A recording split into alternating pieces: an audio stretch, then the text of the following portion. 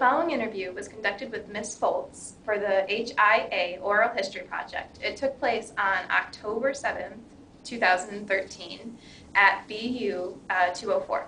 The interviewer is Leanne Sager. The sound and video is reported by Yan Shi. Hi, Miss Foltz. Hey, Leanne. So, what was your path to the Academy? Well, I guess the extended version of that is I was at Ball State already as an undergraduate student. I was majoring in mathematics education and planning on being a math teacher. Somewhere towards my senior year of that undergraduate work, I had some professors who were encouraging me to consider graduate school. I wasn't really sure what I thought about that, but then in the process of doing my student teaching that senior year, I wasn't sure I was totally enjoying teaching. It just wasn't what I thought it would be in my student teaching experience. And of course, as a student teacher, you're always kind of vulnerable to being prey to the students, and I was pretty young and insecure, I guess, anyway. So as a student teacher, I wasn't sure I was totally enjoying it, even though the supervising professor and the teacher in the classroom both thought I was doing fine. So I ended up deciding kind of at the last minute to go to grad school, basically avoiding reality for 2 years and working on a master's degree in mathematics. And the reason that's part of the answer to your question is because during that 2 years, that was right around the time when the Academy was being formed. So as I was finishing up my master's, spring of 1991, I saw an advertisement for this school called the Indiana Academy, a place I'd never heard of before, even though I was right here on campus with it and had been on my whole life being from Muncie, but still wasn't really familiar with it yet. And that was when the Academy was going from year 1 to year 2. So that first year they only had juniors. Those juniors became seniors, or most of them at least. And then they were bringing in a new crop of juniors, which meant they were doubling in enrollment and doubling in the need for faculty. So they were advertising, and one of the job requirements was a content area master's degree, which I just happened to be finishing at that time. Another requirement was for, I think, something like a preferred requirement of 3 years teaching experience, which I didn't have. I wasn't sure how that might work, but my supervising professor while I was a grad assistant was a guy named Bruce Partner, and he was good friends with the man out of Teachers College, Dr. Jim Green, who was the founding director of the Academy. So I think Dr. Partner made a pretty good reference letter, along with then the fact that they were hiring what ended up being 3 math teachers that year. So fortunately, it was kind of coming together that even though I didn't have the teaching experience, I was in the right place at the right time and with a newly declared master's degree in hand to come to the Academy. I say all that because it wasn't something I'd really planned. In fact, I kind of look at it as it was providential that I would say God had this in store for me. When I started my master's degree, like I said, I was avoiding reality. Wasn't sure that I wanted to be teaching, and grad school was kind of letting me gain some confidence, get a little extra experience behind me, and preparing me then for that. I didn't know that there was going to be this job that had a master's degree requirement. I guess I'm saying all that because at the time, people were actually even advising me against doing it that way, because once you get a master's degree as a teacher, you can often be more expensive, and so school won't hire you. So it really did, like I say, work out sort of providentially, though, and the Academy has been a great place to be ever since. Okay. Which aspects of your work at the Academy have had the greatest meaning for you? I guess I've really enjoyed the way that the AP Calculus has become a big part of my teaching schedule over the years. The original chairman of the math department, Mr. Jim Marginell, was very, I guess, considerate of me in the way that he worked at it. My first year as a new teacher, I taught our class at the time, which was a year-long non-AP Calculus class. Then my second year, he assigned me to teach AP Calculus AB. And then my third year, he assigned me to teach AP Calculus BC. And so it's kind of this nice progression and getting comfortable and building up confidence and content understanding and all of those things. Somewhere around that time period then, after those 3 or 4 years of teaching, one of the teachers who had hired in with me, Pat Farrell, was leaving the academy, and he had been the person that had, well, several things. He'd been a distance learning instructor, so he'd been teaching the AP Calculus for the TV classes. Back then it was on satellite, I guess now we're on internet as streaming video. But Pat had been doing that. He had been doing the summer workshops in AP Calculus. He'd been doing a lot of the other kinds of teacher outreach programs through our outreach workshops. And so when he left, a lot of that kind of fell into my lap. And along with that, then he had encouraged me to check out being an AP reader, going to the National AP Reading, spending a week grading 200,000 calculus exams. It's a lot of fun. Yeah, sounds like it. So that just all really gave me a real niche, I guess, a real opportunity to take off in that direction. And I guess that would have been maybe around 96 or so that I would have gone to the AP reading for the first time. That would have been the first year when I did a summer workshop for AP teachers then who come to Muncie, spend a week here at the academy. They can get graduate credit through the university, but basically just helping them to prepare to teach AP Calculus back at their school. So just really giving me good opportunities in that sense. AP overall has really helped out in a lot of the kinds of professional development things for me. I think making me understand math more, making me think about math more thoroughly. The AP theme that you guys have seen as students of graphical, numerical, and analytical as a math person, that's meaningful to us, and looking at how we teach any of our classes. So getting into that AP track early on and then continuing it and having lots of opportunities to teach other teachers, to teach distance learning students. Those have probably all been the biggest things for me career-wise. Now I'm trying to remember how you actually asked your question.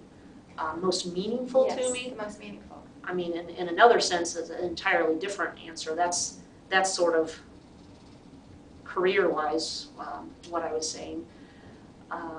Probably the most meaningful for me is some of the opportunity then that I have to interact with students outside of the classroom, and in particular with the Bible study that I've been a part of for, I think our first Bible study year was like 93, 94. There had been some other ones that other faculty members, other SLCs had been part of those first 2 or 3 years that I wasn't aware of or part of, and then kind of got involved with it, and other staff members, other faculty members have been involved at various points along the way with us. But just really enjoyed that because as important as I think calculus is, there's something that I know is even more important eternally, and so a chance to see that built into students' lives and encourage students things even more important than the derivative of sine or the chain rule or. Well, those are pretty important. Those are pretty important, and so that's how you know it's important. If I, as a math teacher, say even more important to me than those things. So just getting to know kids in that sense, and I say kids, some of them are now 30, 35 years old, and in a few cases at least, I still have kept up good contact with some of those people who are various places throughout the state, throughout the Midwest, but because of having gotten to know them a little bit more personally and particularly in that aspect of their lives, being able to continue to be in contact and part of their lives as they go on and do other even non-math things, but having that common core with them, I guess. So how did you become involved with Bible study initially? Wow, if you want some academy history, a kid named Rick, thinking about your last name here, Rick Pettis is the last name, I guess. But Rick was a student in the class of 94, and Rick was wanting to organize a flood relief trip This would have been the summer before his senior year, so I guess this is the summer of '93. And they were wanting to go to the Mississippi River. We went somewhere on the Iowa side of the Mississippi where there had been some flooding that summer. And he was trying to organize this on the fly in the middle of the summer. So he contacted some academy students. He was needing adult supervision. It wasn't officially an academy trip, I think in some sense because of liability issues, but kids were doing it for community service and that kind of thing. So anyway, in the course of that trip, some of the kids that summer on this flood relief trip were talking about that, and I think one or two of them at least had been involved in a previous group, a Bible study group that had been going on, and that sponsor had left the academy. So they were kind of interested in it continuing, and so that summer on our flood trip, we had talked about it a little bit. We even maybe did a little bit of a Bible study discussion, just that kind of thing while we were on the trip, some devotions or something that we might have done at night after we'd been working for those who were interested, and then carried it on when we got back and started the school year.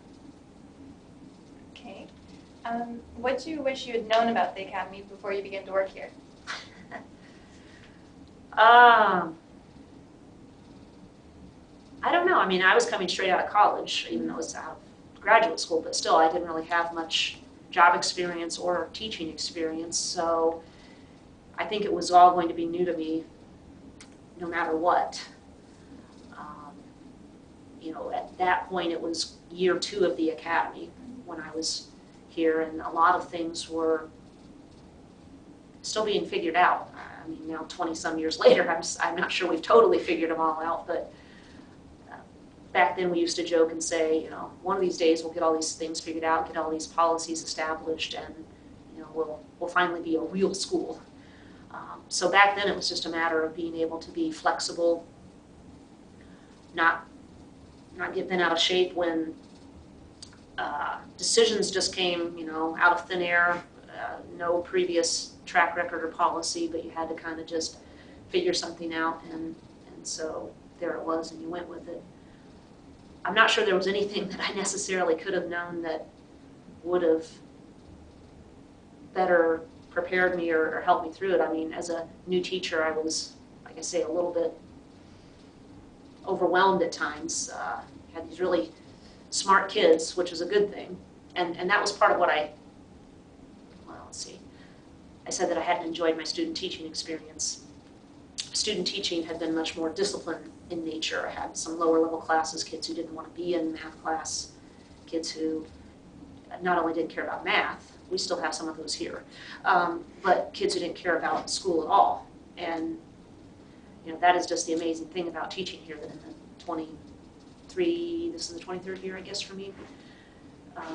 So in the 23 years of teaching here, I don't think I've ever had a discipline problem. And so that's been the wonderful thing, because that's not I'm not sure that's any teacher's desire, but that's certainly not my strength. So it's nice to be able to interact with the students, to interact with the class, discuss things, ask them to consider ideas, and you're not totally just fighting with them. I guess at the same time, the reason I was saying that is, on the one hand, it was a really good group of kids to work with, but it was kind of wide open in the sense of policies, like I was just saying, or curriculum. It was making it up as we go. I was given the book for the class we taught at the time. Instead of pre-calculus, we called it elementary analysis. So I was teaching elementary analysis level 3, which was the top of the 3 levels. And here's the book, go teach it. That there was no guideline of how far we're supposed to get, what exactly to expect in the way of student ability. I mean, I knew they were good kids and sharp kids, but still it was just kind of all figuring it out as we go. And I guess a little bit back to what I was saying earlier, part of feeling like this job had lined up just right, and that the timing was such, and the requirements were just fitting into place perfectly, that's what I had to remind myself that I did know a time or two when I was a little overwhelmed in those first couple of years as a wet behind the ears teacher, was that okay, if I thought this was really the job that had been put in place for me by the Lord, then okay, I'm going to be able to handle it, even if I'm not really sure how to handle this situation right now. So that's what I wished I knew, or had to remind myself that I did know along the way a few places. So I guess that you didn't have a previous workplace, so that question doesn't really apply. Nah, this is the only school I've ever been in, which some of my friends tell me I have not really taught in a real school then, which I probably have to agree with. I've been kind of spoiled in that sense. Okay, so how do you think having worked at the academy will affect your future? Well, if I ever teach at another school besides the academy, it might have ruined my future. I say that because you might get a little spoiled around here, getting to work with the types of students that we get to work with, and the type of teaching schedule, the flexibility that we have. Like I said, some of the opportunities in the way of the summer workshops and working with teachers in those professional development opportunities. It really just has been a good situation, and so I think it would be really hard to step into a lot of other teaching situations and be able to have some of those same benefits and some of those same fun opportunities that I enjoy in the way of either the student interaction or working with other teachers or all those kinds of things. So I think it would have prepared me well. I hope that the teaching experience here has given me a good track record that I could look to teach elsewhere, but I think it probably has made me not want to. Okay. What are some of the aspects of your teaching style? I should ask you that question. Maybe. That you sat through it for at least one semester. It's been long enough ago that I was in those education classes where we had to talk about those terms that fortunately I don't remember many of them. I know my very first year here, so if you're wanting academy history again, Jim Marganow was the chair of the math department, like I mentioned, and he was also actually the acting, whatever we called it at the time, but the acting director for academic life.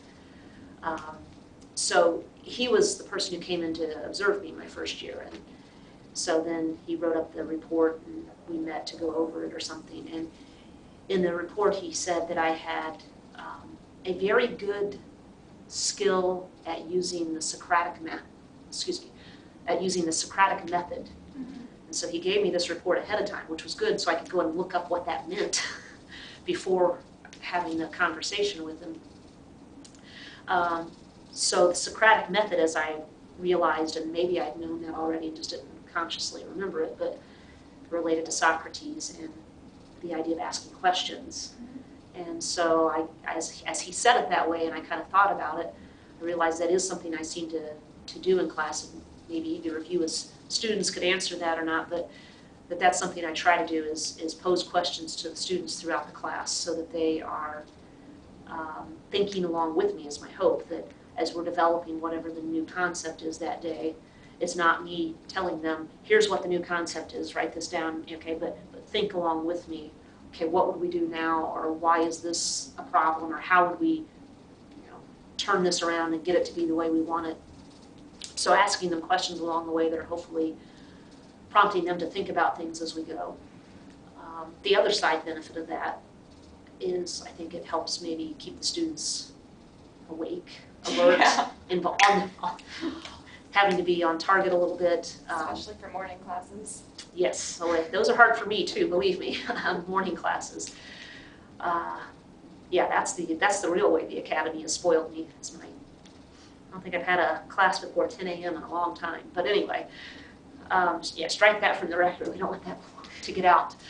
But so trying to keep the students alert and calling on them, not wanting to put anybody on the spot, and trying not to catch them or say, haha, gotcha. In fact, if I do call on somebody and for whatever reason they don't get the answer, I'm hopefully trying to then kind of coax them back into the problem and reset the stage a little bit to let them still be successful with whatever question that I just posed to them, but wanting them to be interactive. One of my professors Ball State, Dr. Avila was one of my math ed professors that I really enjoyed, and his slogan was always that mathematics is not a spectator sport. So that's kind of been my philosophy of teaching, I guess, that it's not a spectator sport, that the students need to keep engaged with what's going on, be able to think along with what we're doing in class so that they can go try it on their own then in the homework.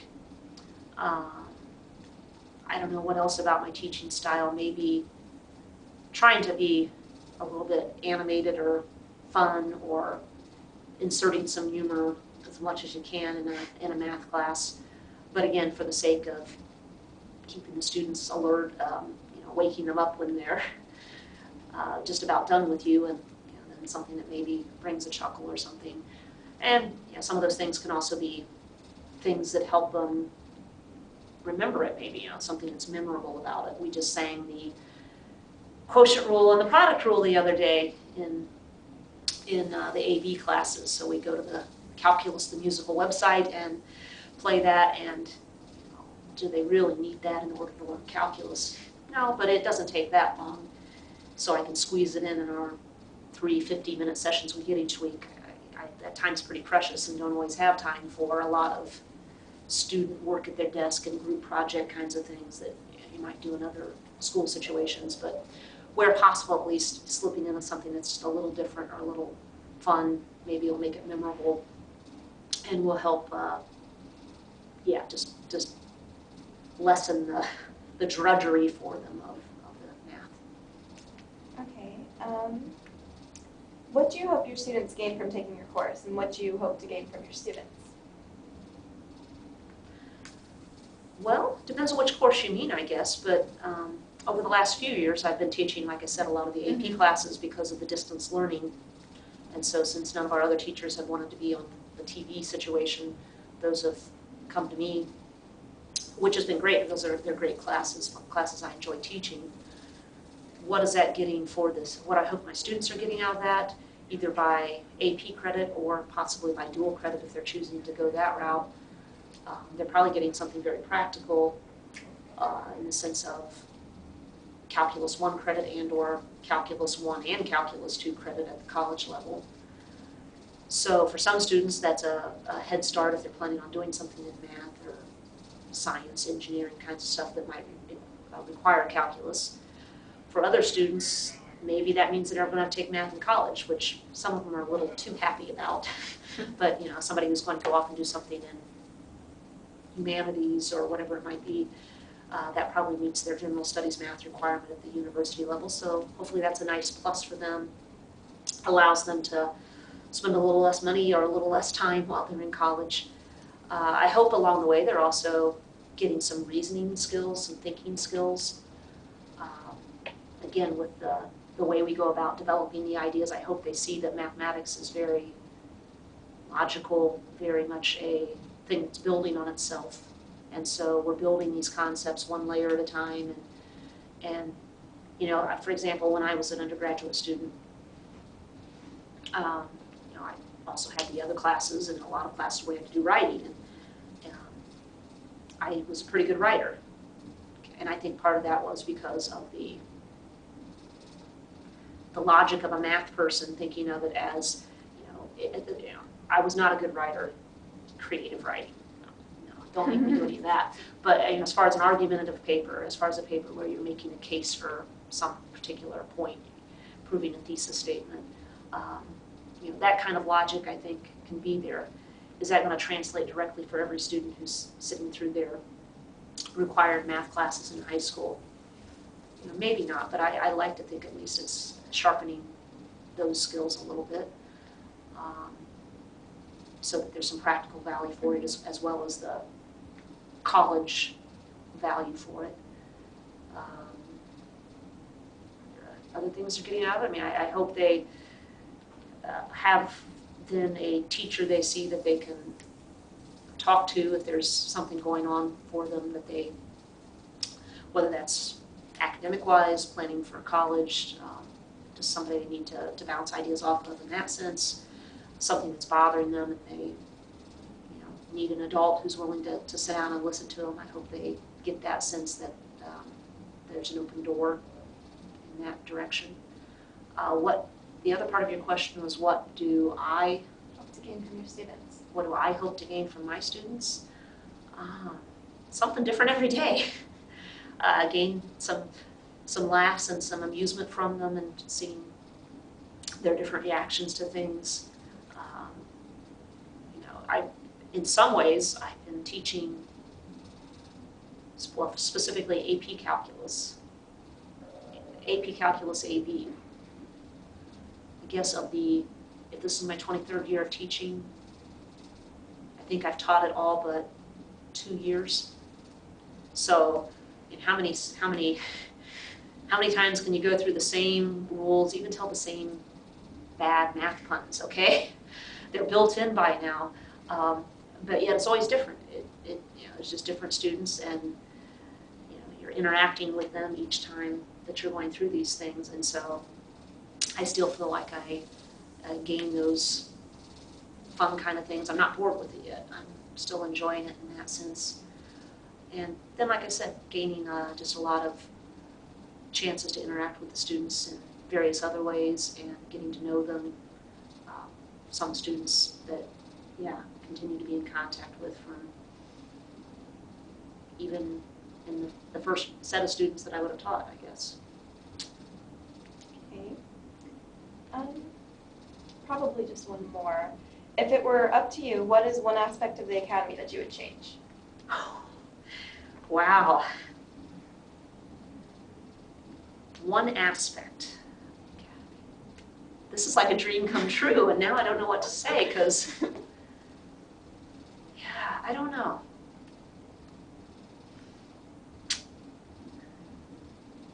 I'm going to think here for a minute so you're not transcribing too many ums.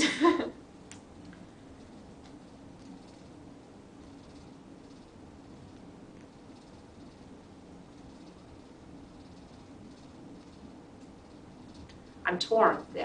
I'm not sure there's anything that is huge that I would change.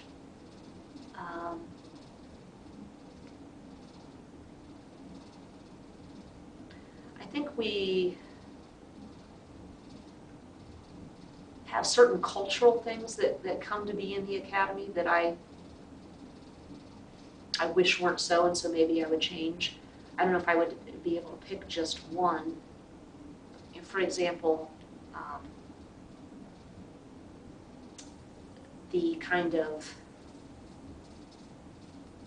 downward spiral we might see in a new junior when they come in and they're ambitiously diving in, and then how those good study habits or good disciplined work habits and sleep habits and all those things can go downhill in a hurry. And we have this culture where there's almost a red badge of courage for who's stayed up the latest to work on the most projects, or put off the longest and then stayed up the latest to work on those projects. That to somehow have an actual institutional bedtime.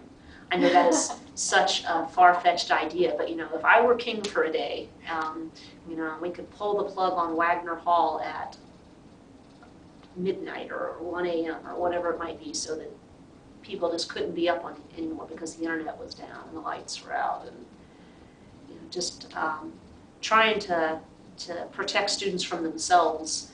Now I know the workload of the Academy maybe brings that on for them to some extent, but I just think we can get a little bit unhealthy of an environment. And I guess I do try to fight against that where I can, for example. So with my advisees, no, you're not taking 9 credit hours. That's just insane. And try to talk them down to a more reasonable number so that they are not biting off more than they can chew, and not,